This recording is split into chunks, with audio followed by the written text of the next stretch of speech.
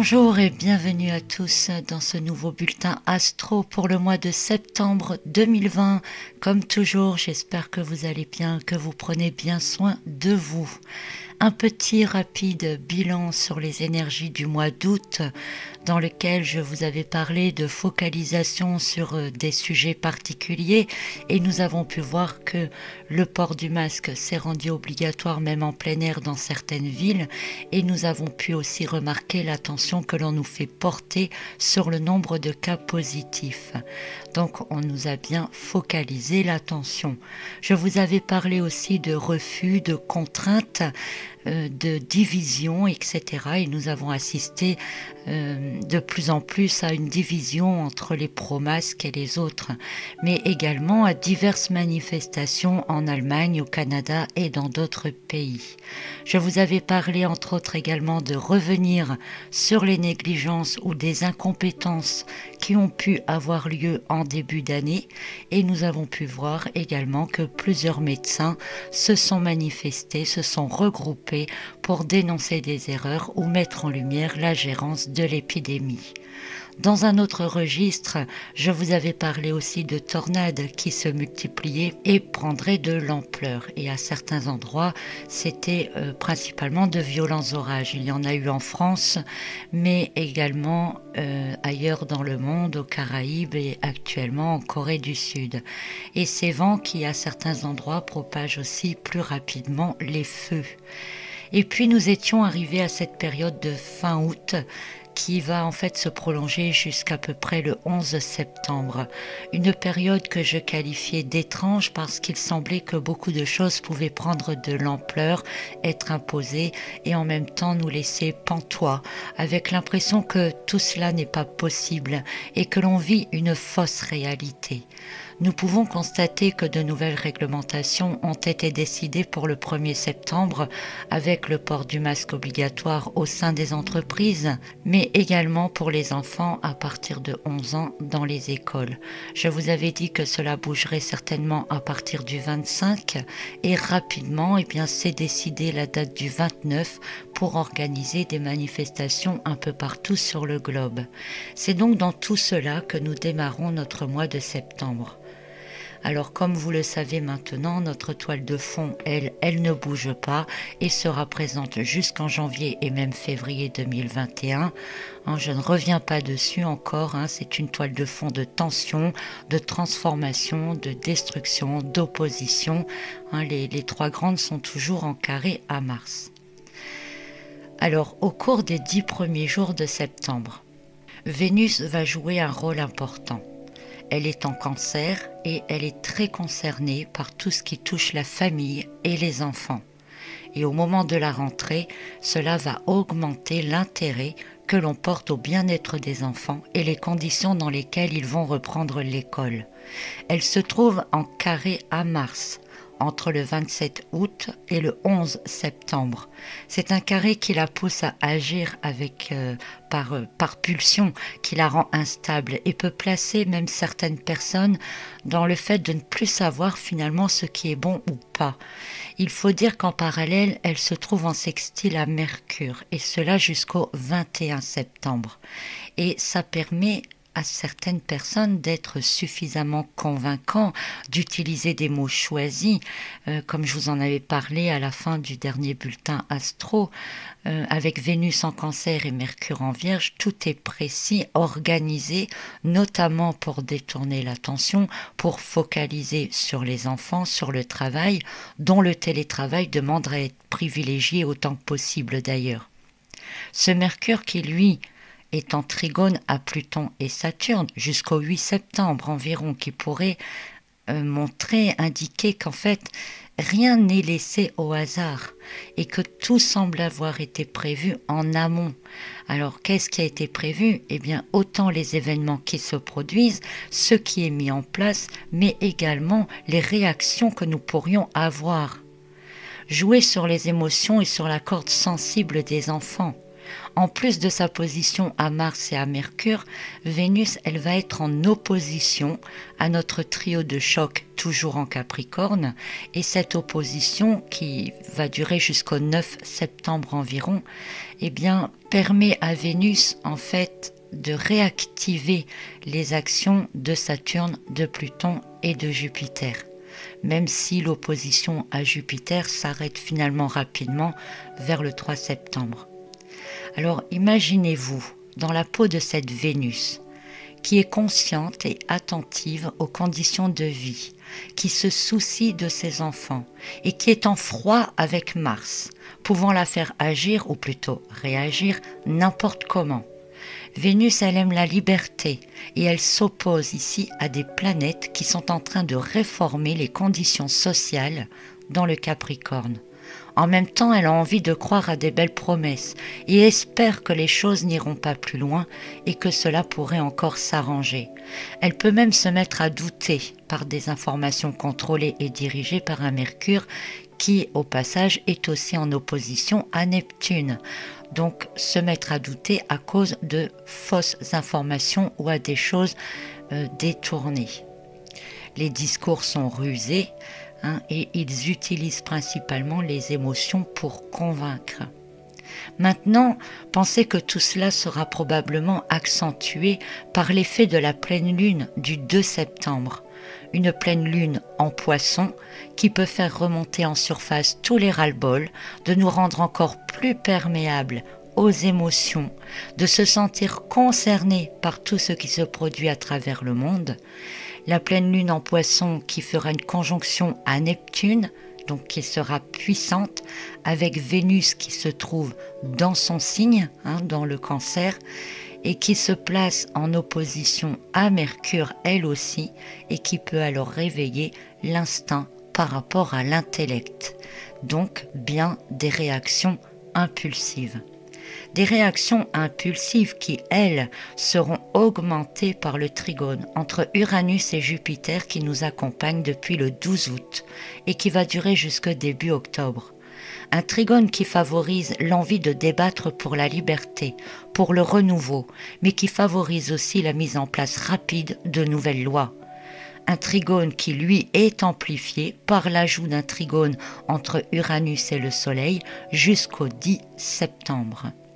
Donc un double trigone pour Uranus et Jupiter avec le Soleil qui portera son souffle sur le côté collectif, le besoin de conserver la liberté et l'indépendance qui va augmenter l'idéalisme et les actions concrètes. Ce peut aussi être une période de grandes réformes qui peuvent soulever le peuple vers la contestation. Donc un début de mois de septembre et une rentrée qui s'annonce dans l'émotionnel, qui s'annonce dans la réaction instinctive. Puis dans la deuxième partie du mois, nous avons donc toujours ce trigone entre Jupiter et Uranus. Et si le trigone entre Uranus et le Soleil prend fin, lui, le 10, celui entre Jupiter et le Soleil va se poursuivre jusqu'au 18. Entre le 9 et le 19 septembre, le Soleil va mettre de la lumière sur le trio en Capricorne et pourrait par répercussion dévoiler les actions des différents sextiles que ces trois-là forment avec Neptune. Neptune qui est opposé au Soleil entre le 6 et le 21 septembre, qui va augmenter la sensibilité, rendre instable et qui cherche à s'éloigner de l'autorité. Et l'action Soleil-Jupiter va augmenter l'effet de groupe, l'envie d'agir ensemble. Nous avons donc cette énergie qui va mettre en lumière les trois sextiles suivants. Le sextile Jupiter-Neptune, qui favorise la diffusion des idées, renforce l'idéalisme et la défense des valeurs, donc peut conduire vers de grandes manifestations aux alentours du 10 au 20 septembre, mais qui peut aussi, dans son sens négatif entre guillemets, imposer des lois sous couvert d'illusions, de mensonges et mettre en avant des décisions politiques. Cette énergie du Soleil opposée à Neptune et en trigone à Jupiter va également mettre de la lumière sur le sextile Pluton-Neptune, un sextile qui lui renforce la destruction de certaines croyances, qui remet en question les acquis, mais qui développe aussi de grandes avancées idéologiques. Et enfin, le troisième sextile mis en lumière, c'est celui de Saturne et de Neptune, qui sera actif jusqu'au 20 septembre et qui va renforcer une vision du monde plus dans la réalité. En fait, on comprend nettement mieux ce qu'il en est et ce que cela pourrait donner à plus long terme. En parallèle de cette mise en lumière, Vénus, encore elle, forme un carré avec Uranus, entre le 9 et le 21 septembre, donc on est toujours bien dans la deuxième moitié du mois. C'est un carré qui pousse le besoin de liberté individuelle mais aussi collective vers l'avant. L'attente et les espoirs de changement sont très grands, que cela peut engendrer diverses tensions et divers conflits. Dans cette deuxième partie du mois, nous avons aussi Mercure qui avance et qui va former 3 carrés successifs. Tout d'abord avec Jupiter à partir du 12, puis avec Pluton à partir du 16 et enfin avec Saturne à partir du 18. C'est donc un triple carré pour Mercure qui va commencer avec celui de Jupiter par augmenter les jugements et les critiques, rendre intransigeant tout en continuant de focaliser sur un sujet précis. Alors il peut s'agir des masques ou des chiffres concernant le Covid ou encore sur de nouvelles restrictions qui pourraient se mettre en place d'ici là ou encore pourquoi pas sur les mesures qui pourraient être prises juste au moment de la rentrée. C'est donc une position, un triple carré pour Mercure qui va chauffer. Le premier carré avec Jupiter, on pourrait dire qu'il allume la mèche. On sera le 12 et il me semble d'ailleurs qu'il y a une manifestation de prévue ce jour-là.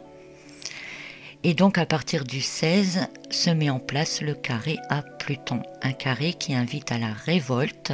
Il y a des prises de parti qui pourraient encore renforcer la division dans la société. Les reproches vont bon train, on pourrait même parler de dénonciation et il semblerait que l'on n'obtienne en retour que des réponses hautaines, du mépris.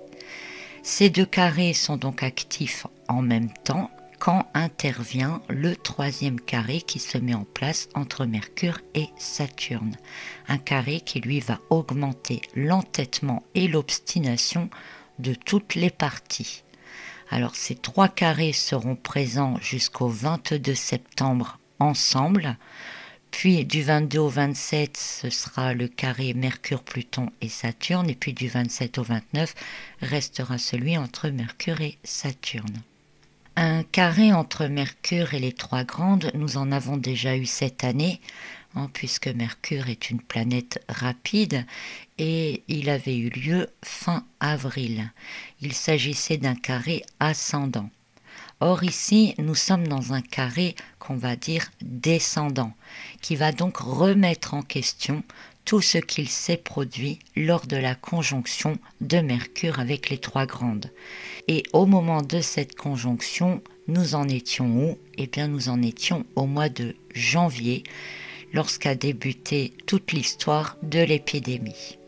Donc tout ce qui s'est fait depuis le mois de janvier va être remis sur le tapis sans aucun doute. À cela maintenant, ajoutons d'autres événements astrologiques, toujours pour cette deuxième partie du mois de septembre.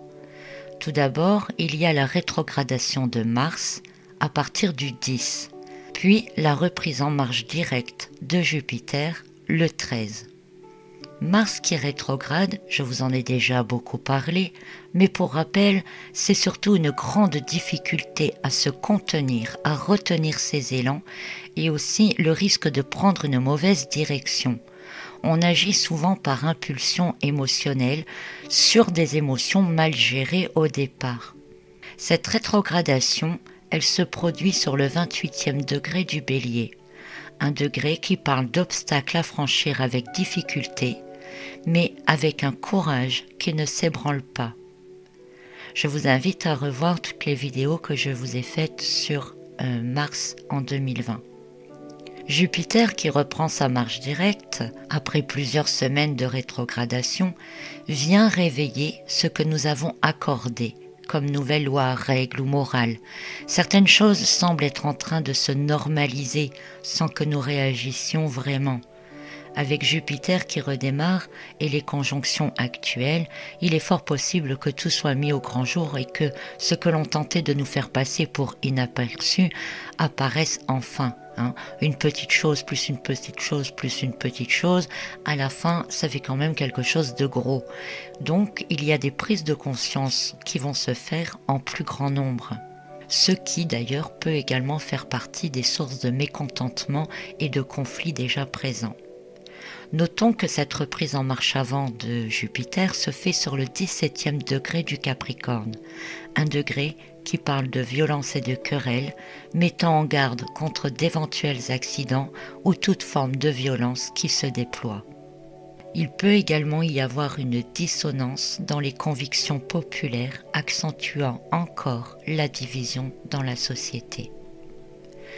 Puis dans les autres événements astro de cette deuxième période de septembre, il y a aussi la nouvelle lune en Vierge, le 17, des énergies déjà un peu présentes lors de la nouvelle lune précédente, qui était en Lion, mais comme je vous l'avais expliqué, 6 heures plus tard, elle était encore en conjonction avec le Soleil et elle se trouvait en Vierge, donc j'avais inclus déjà les énergies de la lune en Vierge pour notre cycle actuel.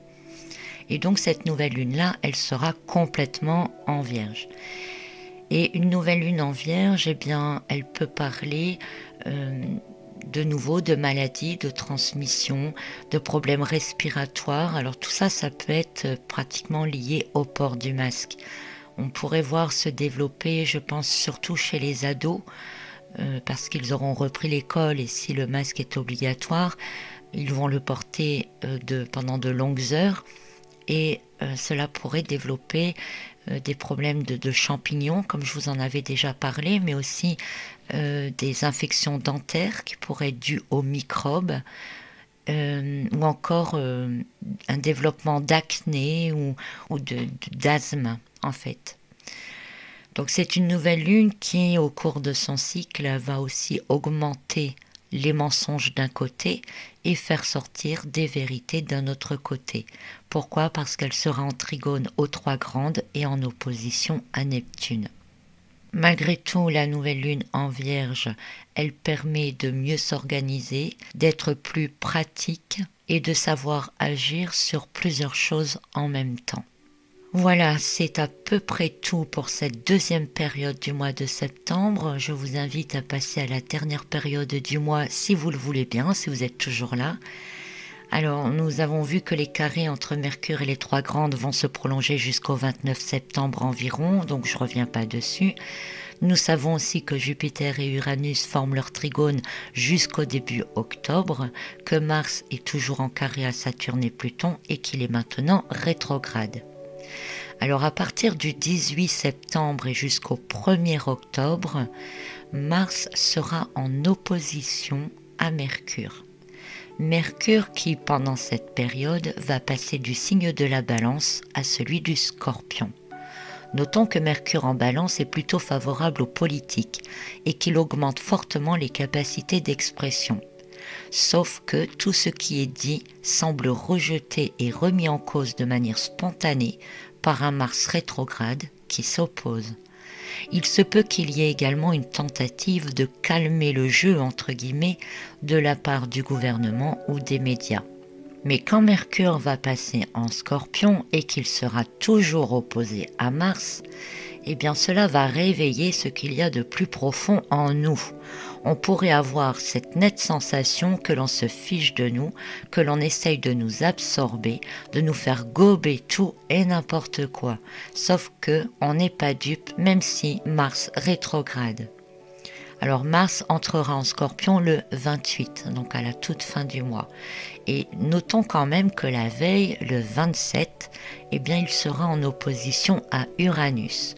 Donc une double opposition pour Mercure avec Mars et Uranus entre le 27 et le 1er octobre. Notez déjà que cette opposition à Uranus sera assez longue puisqu'elle va durer quasiment tout le mois d'octobre. On en reparlera donc à l'occasion du bulletin astro du mois prochain. Dans cette dernière partie du mois, Vénus forme un sextile à Mars qui va durer jusque début octobre, un sextile qui, ma foi, viendra mettre un peu d'eau dans le vin, comme on dit. Le 23 septembre, puisque là j'étais partie à partir du 18 septembre, quand Mars va faire son opposition à Mercure. Donc le 23 septembre, une date à noter, puisque nous aurons une deuxième conjonction Lilith-Mars à 26 degrés du Bélier. Alors je vous ai parlé, pareil, dans le bulletin précédent, de cette conjonction qui se fait en 3 étapes entre Lilith et Mars. La première a donc eu lieu en août, là c'est la deuxième et la troisième ce sera pour janvier. Donc rappelez-vous rapidement, j'avais comparé ces 3 conjonctions à cette phrase. Donc se faire avoir une fois, c'est de l'ignorance, 2 fois, c'est de la négligence, 3 fois, ça devient du consentement. Ainsi, au moment de la première conjonction, qui était active dès la fin juillet et jusqu'à maintenant à peu près, eh bien beaucoup se sont réveillés et beaucoup commencent à voir qu'ils ont été dupés ou manipulés, qu'il est important de reconnaître que l'on a pu être trompé ou que l'on peut s'être soi-même trompé. Tout le monde a le droit à l'erreur. Et comme je vous l'ai déjà dit aussi, Lilith en Bélier, je vous invite à revoir la vidéo, eh bien les premiers mois, on sort du tunnel, donc on est ébloui et on n'avait pas trop le choix finalement que de faire confiance, soit parce qu'on n'y voit rien, soit parce qu'on n'y connaît rien. Mais ici, on arrive vers la fin de l'éblouissement. Bientôt, Lilith entrera en Taureau. Donc dans cette deuxième conjonction, ici en septembre, eh bien, elle nous invite à voir si on va laisser passer certaines choses ou pas.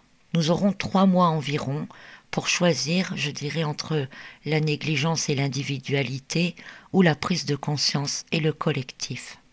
Cette conjonction, elle se réalise sur le 26e degré du Bélier.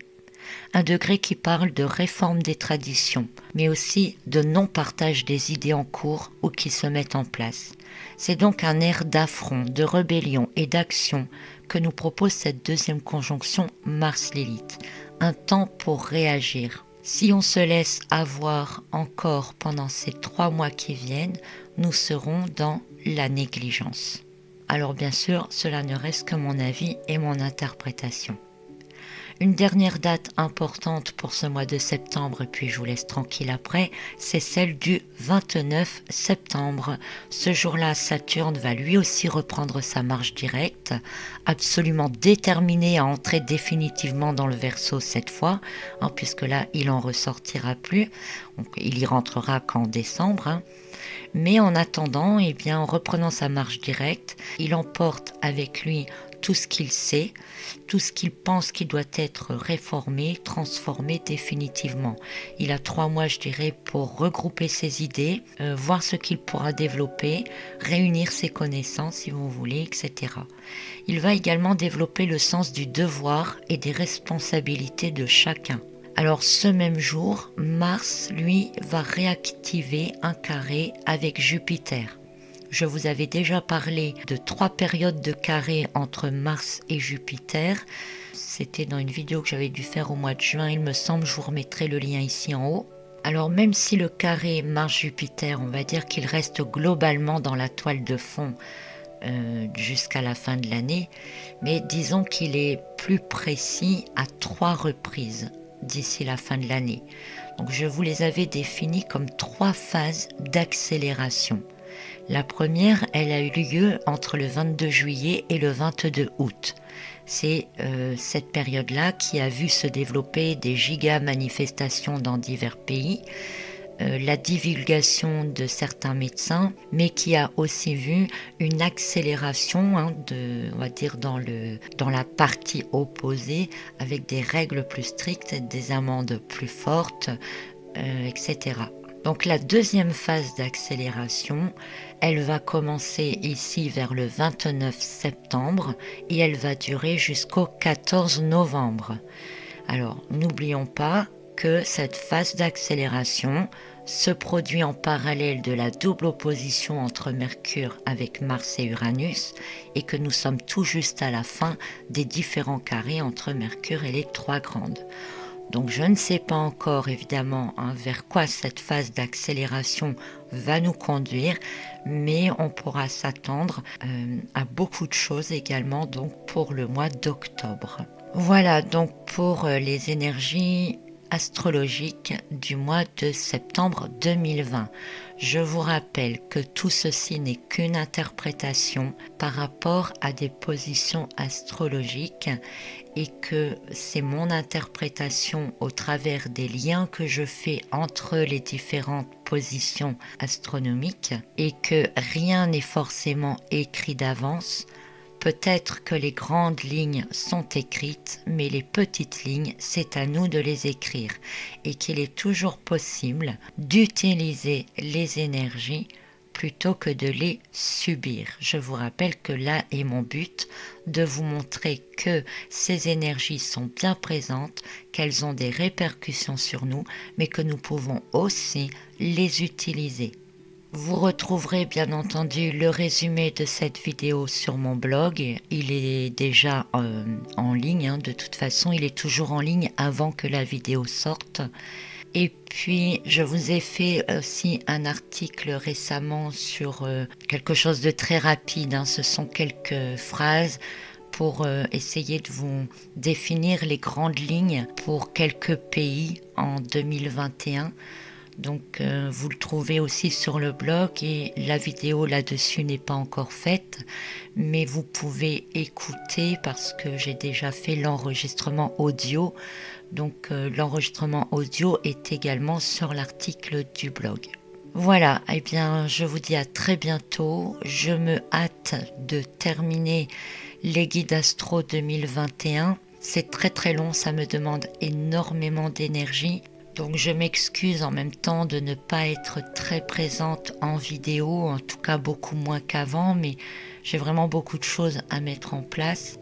Désolée aussi pour tous ceux qui me posent des questions ou m'envoient des messages pour lesquels je n'ai pas vraiment le temps de répondre, en tout cas pour le moment.